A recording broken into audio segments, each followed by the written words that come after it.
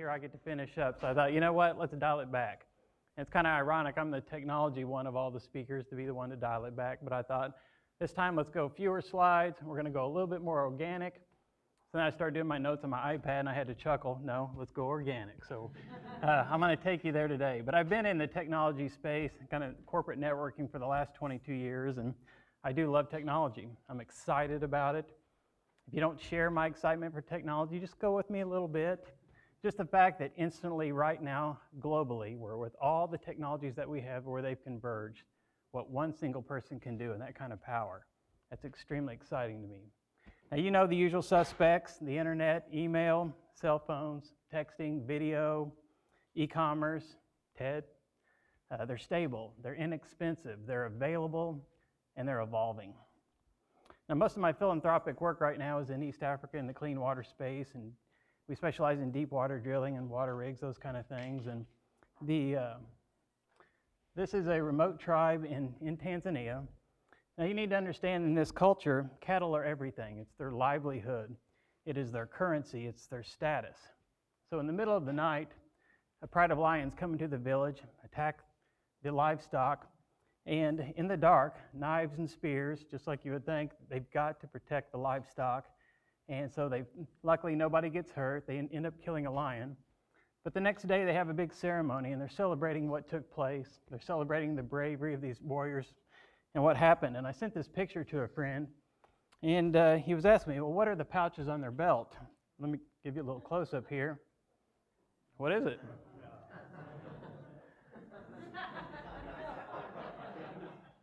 All right, it is funny. I mean, 12 hours ago, they're fighting lions in remote Tanzania. I mean, this is a place so remote that the World Bank says that 2 out of every 5 kids will not reach the age of 5 due to waterborne illnesses right here in this place. They live in a grass hut, yet they're connected.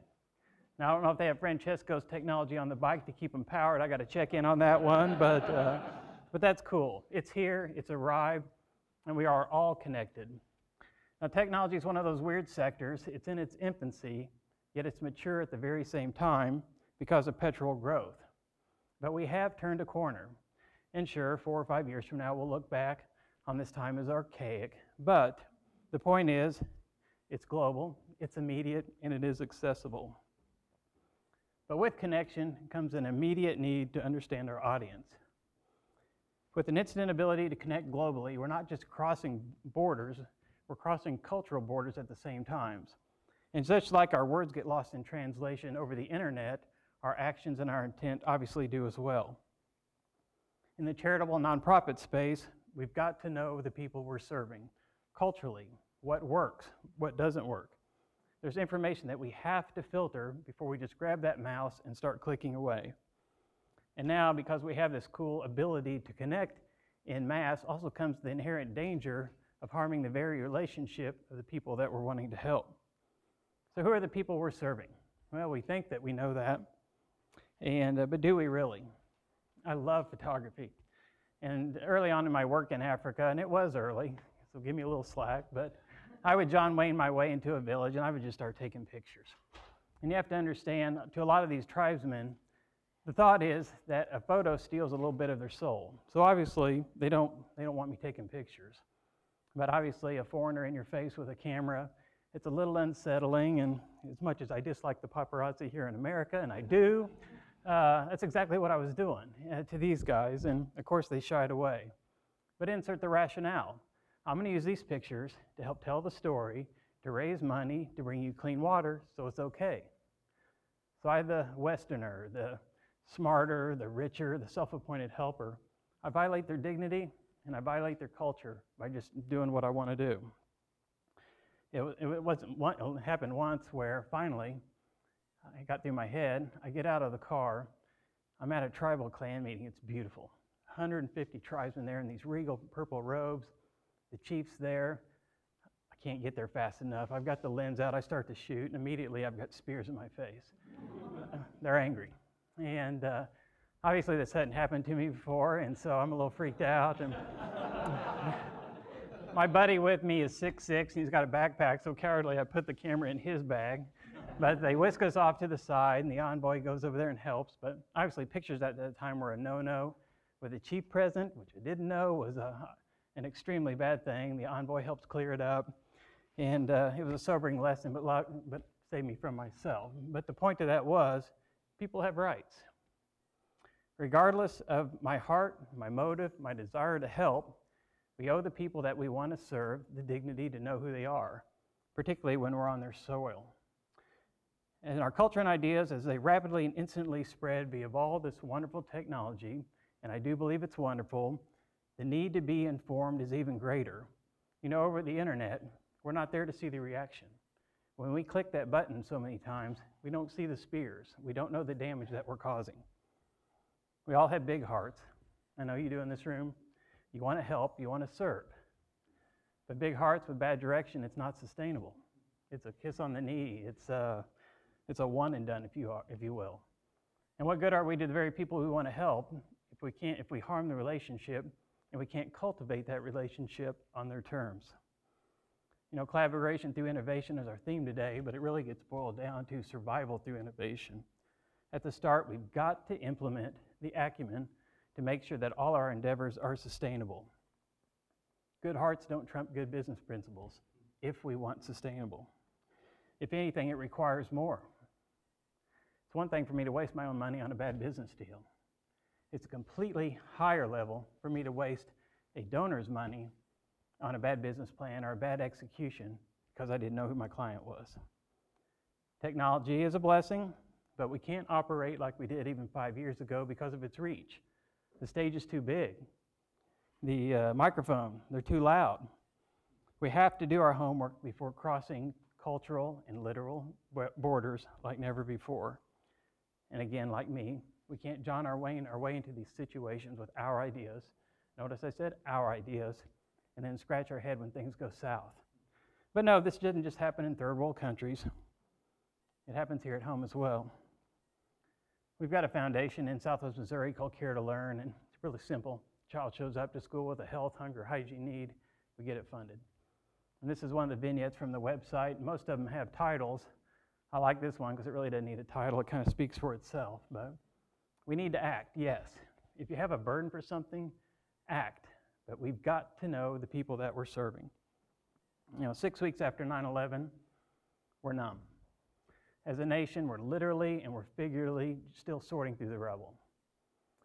And I get an invitation from a friend's father who happens to be a chaplain in the Senate there, and he had an inner city child program he wanted me to see, and just by luck, his best friend happens to be the Attorney General at the time, John Ashcroft. I'm excited. He wants to do dinner, the whole deal, and I'm thinking, this is the top cop over the biggest disaster in our nation's history, obviously my lifetime. I'm going to get to sit down with this guy and ask questions, and I couldn't get there fast enough. So it happens, dessert and coffee, and we get to that moment, and I'll tell you what, I'm not some geopolitical savant. I'm a current events guy. I like to be informed, but for this one, I studied. I did study. I had my questions ready to go, and we do get to that moment, and I very eloquently, might I add, laid it out, my whole, in all my years of political, whatever. So I did. I laid it out. I get my question out there. Instantly, he dismisses my thought. Now, luckily, he was very gracious about it, and he let me down very easily, but he literally said, well, the country you're talking about, we know A, we know B, we know C, we know who this group is, we know what these actions are. What keeps me up night is this country over here in X, Y, and Z. Guys, I studied. I was ready. I missed it by 2 borders and 1,000 miles. You know, it's one thing to be informed, and it's another thing to think you're informed. Now, I'm not picking on the media. 9/11 was a scramble, but I'm studying. I mean, the dates on these articles, they're current, but the information wasn't. To get to the information, we've got to go to the source. Now, I'm in a journalism building. I think that's a key or capstone around this place, but obviously a very, very important component when social issues are concerned. I don't want to speak blasphemy and say it's more important than journalism, but it's very, very important in the social space. And so obviously, cliff notes, outlines, Google searches, it's not going to get it done. For Care to Learn, for me to serve that child, staff had to interview. We had to ask questions. We had to go ask more questions. We had to go to those that work in this space, the counselors, the teachers, those in the government aid sector, those in the homeless services, superintendents that deal with funding at the state level all the way down to this child, volunteers, business community, parents. And then we had to repeat it. Like I said, I didn't start out in the nonprofit space. I was a business guy first. And when you face an obstacle, you deal with it and you move on. If you make a mistake, clean it up, press on. That's kind of what you do.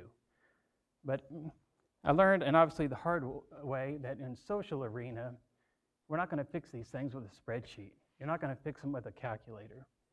I'll tell you this, for me as a businessman, it is the absolute height of arrogance to think I can stare at that child, I can hypothesize a fix, and I can implement it without knowing the background.